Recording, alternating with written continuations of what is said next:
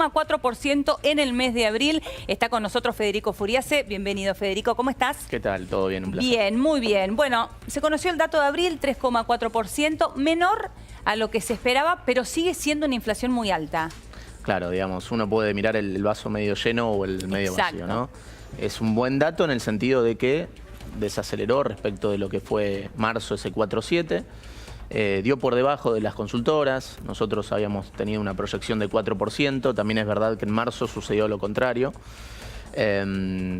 Ahora, cuando una mira, eso sigue siendo una inflación muy alta para el bolsillo del consumidor, cuando mira lo que pasó con los salarios.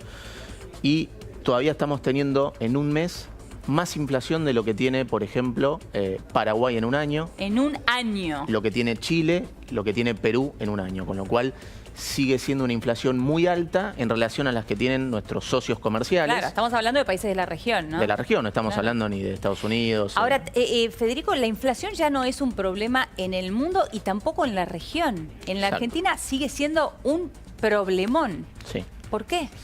Bueno, cuando uno mira qué pasó en el resto de los países, Chile, Brasil, digo, ellos vienen trabajando con un Banco Central independiente desde principios de los 90. Sí. Hay un consenso político y se dieron ciertos requisitos para que el Banco Central tenga efectividad en bajar la inflación. ¿Esto qué es? Se bajó el déficit fiscal, se eliminó la maquinita, es decir, que el Banco Central financie la emisión monetaria al Tesoro, se corrigieron los precios relativos, se le dio autonomía al Banco Central, se mantuvieron tasas de interés reales positivas contra la inflación esperada para que los inversores y los ahorritas dejen de mirar al dólar. Sí. Entonces, se dieron una serie de condiciones que todavía Argentina no las tiene. Y cuando fue a metas de inflación no estaban dadas esas condiciones, entonces se fracasó en el objetivo de bajar la inflación. Un gobierno que subestimó los costos además que tenía bajar la inflación. Entonces me parece que todavía no tuvimos un consenso político que asuma el costo de hacer esos esfuerzos, bajar el déficit, corregir los precios relativos de forma consistente,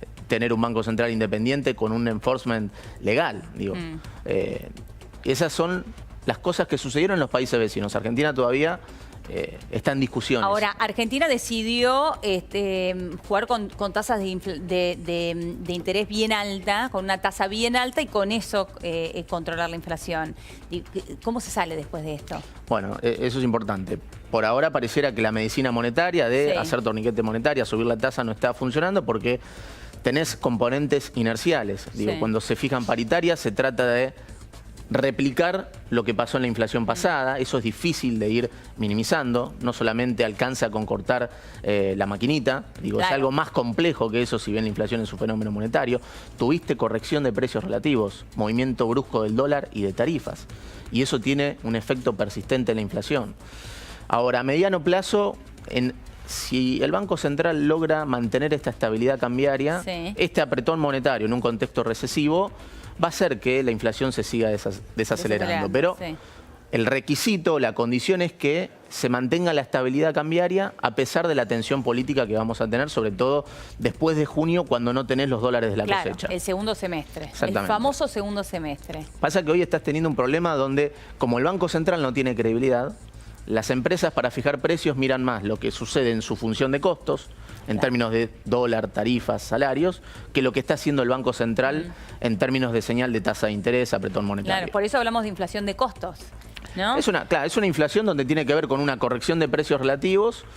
Se cortó la emisión monetaria, pero todavía hay rezago inercial. Entonces, el Banco Central ya dejó de, digamos, está cortando la base monetaria, pero al mismo tiempo no tiene credibilidad. La demanda de dinero se te cae, entonces, por más que el Banco Central corte la oferta, la demanda de dinero también está cayendo. Entonces, seguimos teniendo ese traslado a precios de la devaluación pasada. Claro. Ahora, ¿cuántos meses consecutivos tiene que ir bajando la inflación, aunque sea poco, pero bajando, para que realmente hablemos de desaceleración de la inflación o un control de la inflación? Mirá, más importante tiene que ver con una sucesión de meses, pero lo importante es cuán sostenible puede ser un proceso de desaceleración de la inflación, ¿no? A diferencia de lo que pasó en 2017. En 2017 se bajó la inflación de ese 40 de 2016 al 25, pero se generó desequilibrios. El Banco Central acumuló muchas LEVACs, se atrasó el tipo de cambio real, se generó un déficit de cuenta corriente. Entonces, es importante tener una desaceleración de la inflación que le permita al Banco Central ir bajando la tasa sin que el dólar se escape, sin acumular déficit de cuenta corriente, ese desbalance de divisas, sin atrasar el tipo de cambio ni las tarifas. Entonces, recién ahí vamos a poder ver... Es un conjunto de cosas. Es un conjunto de cosas que tienen que suceder para que la baja en la inflación sea sostenible en el tiempo. Hay que ser menos ansiosos. Cuando uno mira lo que pasó en Chile, en Colombia, tuvieron procesos de desaceleración de la inflación que duraron 10, 15 años hasta llegar a un dígito. Pero lo importante es que sea sostenible en el tiempo para que la gente, los agentes dejen de mirar lo que pasó con la inflación pasada y con el dólar para formar precios adelante, para que empiecen a mirar al Banco Central. Claro. Para que eso suceda, el Banco Central tiene que ganar credibilidad.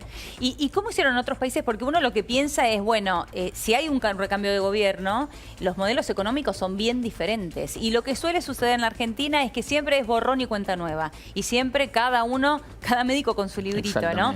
Y bueno, esta paciencia que vos decís que hay que tener, este tiempo que necesitamos los argentinos para lograr lo que hicieron nuestros países vecinos, no lo podemos lograr nunca.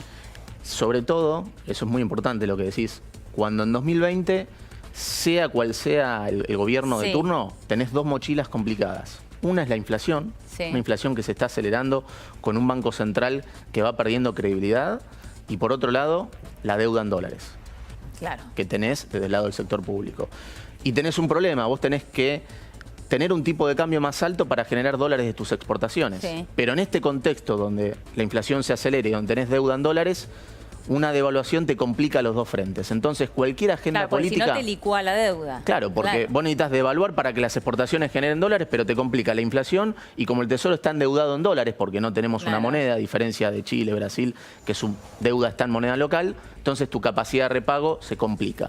Por eso, en 2020 necesitas hacer un consenso político, lo que hicieron los demás países. Vamos a hacer una agenda independiente del gobierno de turno que priorice la estabilidad macroeconómica. Tener un Banco Central independiente, que coordine claramente, pero independiente para bajar la inflación. Hay que bajar el déficit fiscal, ir a un equilibrio fiscal antes de intereses, y si se puede ir a un superávit fiscal de 2% del producto, lo cual requiere ciertas reformas estructurales. Ahí hay que ver cómo se puede desindexar las jubilaciones de la inflación pasada, que eso es complicado socialmente, pero si no, bajar la inflación te complica bajar el déficit fiscal en ese contexto. Con lo cual necesitas un consenso político que priorice la estabilidad macroeconómica más allá del gobierno de turno. Si eso no está, va a ser difícil resolver estos dos mochilas que tenés en 2020, sea quien sea el gobierno, y marca una restricción muy importante. Eso hace que no haya nafta para financiar populismo en 2020. No le puedes dar a la maquinita porque tenés una inflación que se acelera, no podés tocar las reservas del Banco Central porque son limitadas, no podés subir impuestos porque la carga tributaria es muy alta. Entonces eso va a ser una restricción muy importante. Es fundamental esto que estás diciendo, esperemos que se logre.